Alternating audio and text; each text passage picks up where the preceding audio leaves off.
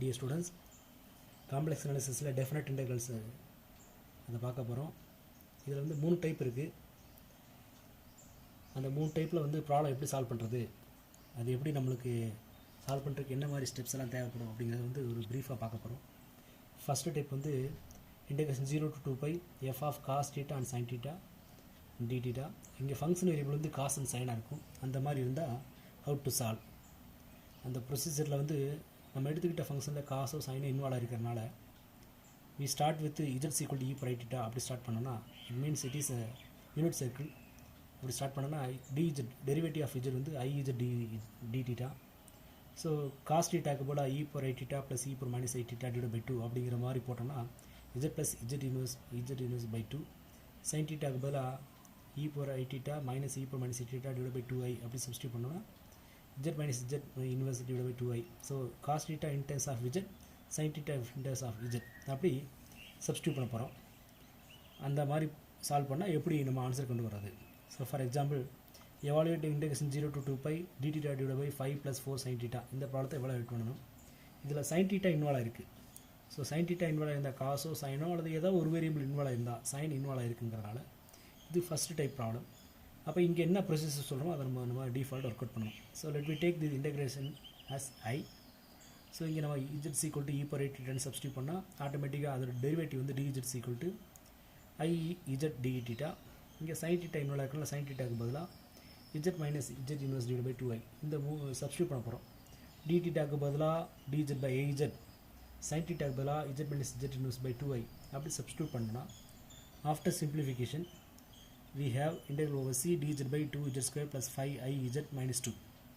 இது ordinary integration. i தான் இது, ஆனால் ஃபங்க்ஷன் ஆஃப் இஜெட்டில் மாறிடுச்சு. காஸ் தீட்டா அண்ட் சைன் தீட்டாவில் இருக்கக்கூடிய ஃபங்க்ஷன் இஜெட்டில் மாறிடுச்சு. So let we proceed using Cauchy residue theorem formula.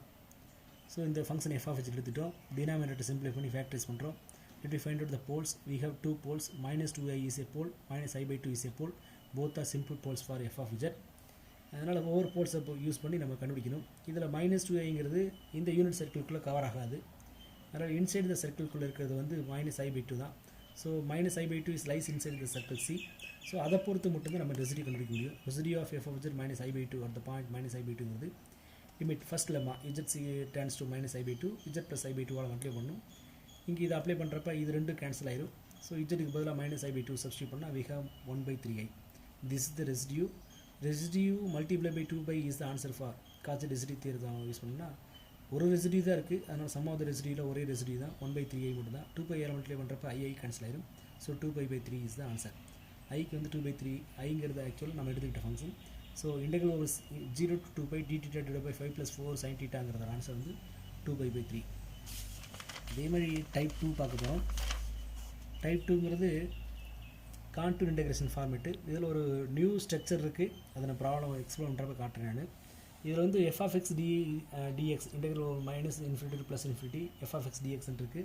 அந்த f of x வந்து நியூமரேட்டர் தனியாக டினாமினேட்டர் தனியாக ஃபங்க்ஷன் ஆஃப் பாலினாமியல்ஸில் எக்ஸ்பிரஸ் பண்ண முடிஞ்சால் அது பர்டிகுலர் என்ன ஃபார்மில் இருக்குன்னா h of x exceeds the g of x by degree at least 2 அப்படிங்கிறதுனா கீழே இருக்கிறத விட மேலே இருக்க ஃபங்க்ஷன் வந்து 2 டிகிரி கம்மியாக இருக்கணும். அது மேலே இருக்க g of x விட ஹையாக h of x வந்து 2 டிகிரி அட்லீஸ்ட் அதிகமாக இருக்கணும். அந்த மாதிரி இருந்தால் how to proceed using contour integration அப்படின்னு சொல்கிறோம்.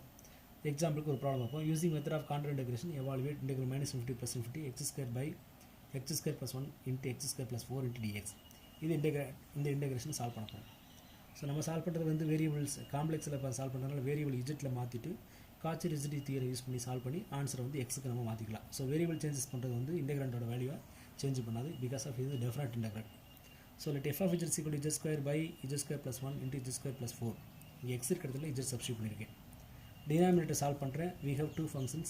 so z square plus 1 0 சமப்படுத்தினா we have 2 values plus i and minus i. z square plus 4 0 சமப்படுத்தினா plus 2i minus 2i. there are 4 points. all the points are zeros.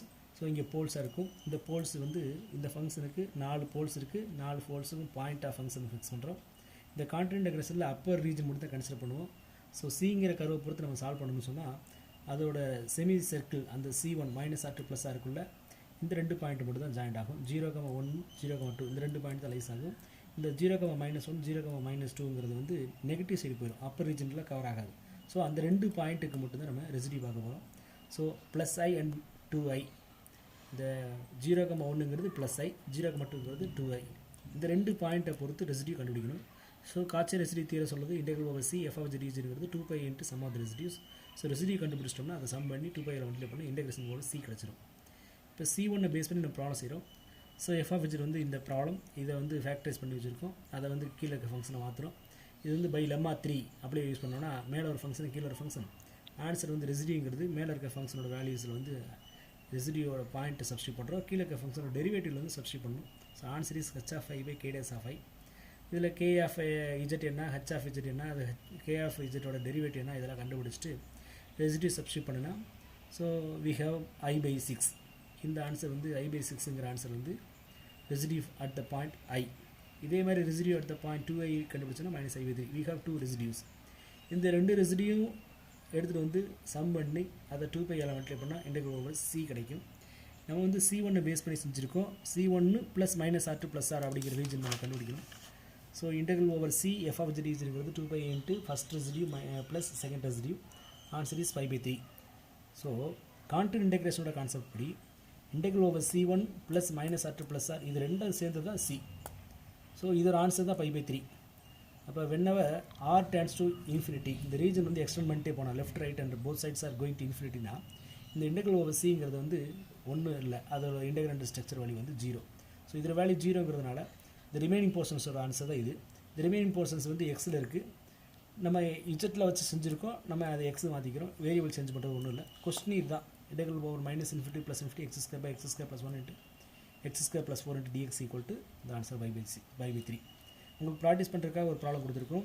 Integral over -∞ + ∞ x² by x² + a² into x² + b² into dx. இதோட answer வந்து 5/a + b. இது general format. a இருக்க இடத்துல இங்கே 1 இருக்குது, a² இருக்க இடத்துல 1 இருக்குது, b² இருக்க இடத்துல 4 இருக்குது. ஸோ a-யோட வேல்யூ 1, b-யோட value 2. So 1 + 2 is 3. So 5/3 answer வந்துருக்கு. இது ஜென்ரலாக இருக்கக்கூடியது. இதை ப்ராக்டிஸ் பண்ணுறதுக்காக இந்த ப்ராப்ளம் கொடுத்துருக்கோம். இந்த நெக்ஸ்ட் டைப் வந்து டைப் 3.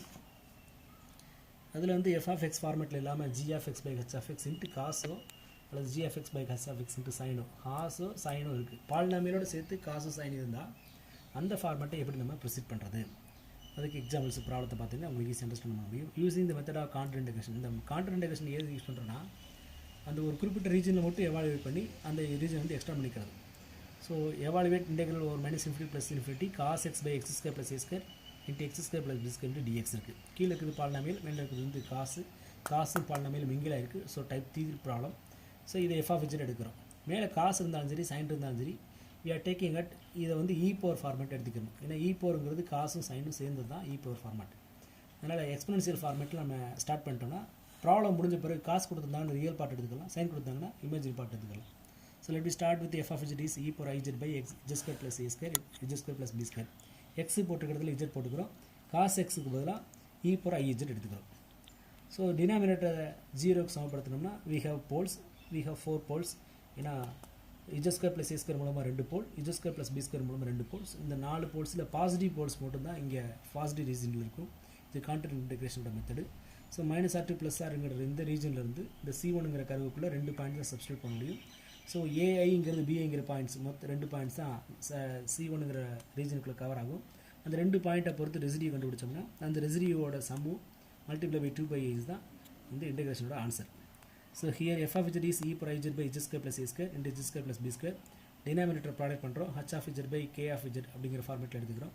f of z வந்து h of z by k of z இருந்தால் லெம்மா 3 யூஸ் பண்ணி நம்ம இந்த ப்ராப்ளத்தில் k dash of z கண்டுபிடிக்கிறோம். k dash of zல ஆன்சர் வந்து நமக்கு இது ரெசிடியூ ஆன்சருக்கு தெரியும், h of a by k dash of a. So residue for f of z at the point a வந்து e power -a by அந்த ஆன்சரை derive பண்ணி வச்சோன்னா i e power -a by 2a into a² - b² கிடைக்கும். இதே மாதிரி பிஐங்கிற பாயிண்ட்டுக்கு residue கண்டுபிடிச்சோன்னா answer வந்து -i e power -b to 2b into a² - b² கிடைக்கும். we have 2 residues. 2 ரெசிடியூ கிடச்சிருச்சு. Integral over c f of z இருக்கிறது 2π into sum of the residues. Add பண்ணுறோம், simplify பண்ணுறோம்.